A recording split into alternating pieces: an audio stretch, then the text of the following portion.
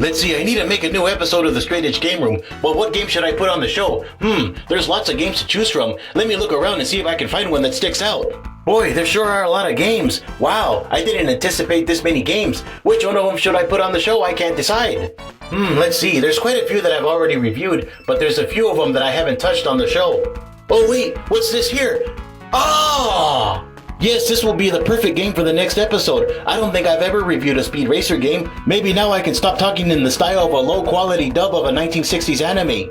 Let's get into it.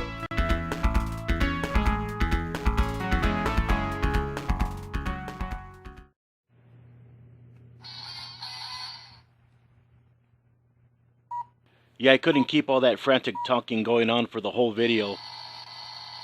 But I couldn't help making that callback to the American dub of the original Speed Racer anime.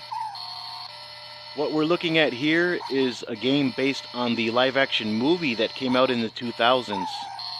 How does an LCD handheld video game pass the LCD handheld video game craze of a live-action box office bomb based on a 1960s anime? Fair. In quality and in gameplay, not very well. It has terrible gameplay physics even for an LCD handheld and horrible controls, but it is very interesting. For what it's worth, it's got character. You got some pretty audible, crisp noise coming out of the speaker, and it's more than just bloops and bleeps that you would get out of a normal LCD handheld. The sound is actually pretty dynamic, but the gameplay itself is where everything falls apart. But you gotta cut this game a little bit of slack because I have trouble with racing games in general, whether they be LCD handhelds or games like Virtua Racer. I'm just not that great at them. Knowing when to dodge or jump over certain obstacles is a never-nagging problem with these LCD handhelds. You just gotta get the timing down to a science. In a well-made LCD handheld game like the Game & Watch series, if you mess up, it's genuinely your own fault because those are coherent to follow. Where this is a little confusing. I mean, there's obstacles and crates in the road that come out of left field and you just don't know how to time it right. It's really hard to get that aspect of the gameplay down. But there's more than just racing in this game. You also got a beat 'em up. I'm not kidding. Let's take a look.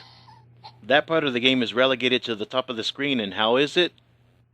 It's every bit as terrible, if not worse, than Electronic Double Dragon by Tiger. There are 5 different modes of gameplay, some where you play as Speed, and others where you play as Racer X. We'll take a look at the Racer X ones later. Alright, let's take a quick look at the unit itself. If you're gonna make a lousy LCD handheld game, at least make the shell that it comes in look interesting. And boy, did they put a lot of effort in that. Look at it, it looks like an oversized Happy Meal toy. The buttons are nice and responsive, but the gameplay is very confusing. I like how textured this top plate is. You got Racer X over here and Speed right here. And they put 2 stickers on each side of the screen for an extra touch. And the steering wheel. Yeah, that is very passionate effort. You got your D-pad here, which moves your vehicle left and right. Down to jump, and up is to bring out those dual saws.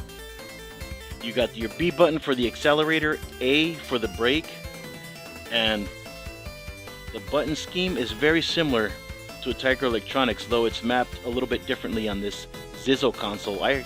From what I understand, some people that worked for or key players of the company Tiger Electronics moved on to Zizzle, so that's why this is so similar to an old Tiger Electronic.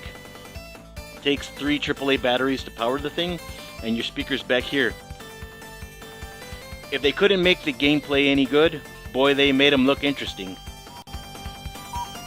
Well, here's that Racer X part of the game, and actually I think I'm doing even worse than I was when I was playing as Speed. This game is no good by any stretch, but I kinda like it for one reason. It feels like it's carrying that underdog spirit of Tiger Electronics well into the late 2000s. In principle, LCD handheld video games should have died out in 1998. But for better or for worse, they lasted into the late 2000s. Keeping that cheesy retro nostalgia alive even if seemingly nobody wanted them. They truly had the tenacity of the Atari 2600, a console that was made in the late 70s, lasting well into the early 90s. Even if the games were hit and miss, you gotta respect that too stubborn to die determination.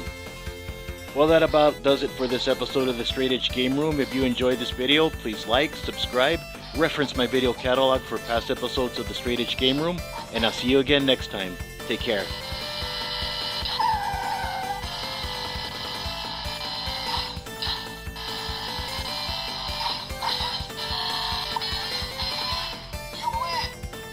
What? How did I win? It says I got a game over. Oh well, I'll take it.